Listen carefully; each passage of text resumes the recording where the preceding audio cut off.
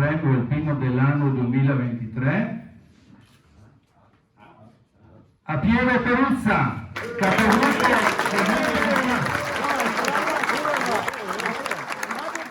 Piero Peruzza ha ricevuto il premio alpino dell'anno 2023. Una grande emozione. E che cosa vuol dire aver ricevuto questo premio? Beh, è stato molto emozionante, non me l'aspettavo proprio. Io ho cercato di fare il mio meglio, anche specialmente nella colletta alimentare, di coordinare, però ho trovato nei collaboratori valide persone. Ricordiamo qual è l'attività della colletta alimentare. Una volta all'anno si fa la colletta nel nostro territorio del mandamento di Vittorio Veneto in 11 supermercati.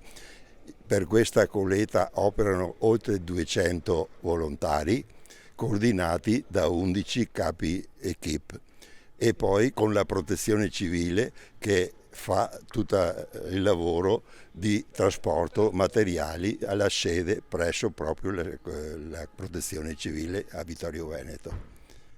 Quindi un lavoro che si fonda sulla solidarietà e sull'aiuto verso gli altri. Sì, è solo solidarietà. Noi cerchiamo di raccogliere il più possibile, poi il tutto va portato alla sede del Banco Alimentare che è a Pasian di Prato e da qui ogni 4-5 volte al mese un furgone della Caritas porta nel territorio degli alimenti che serviranno per essere distribuiti a chi ne ha bisogno.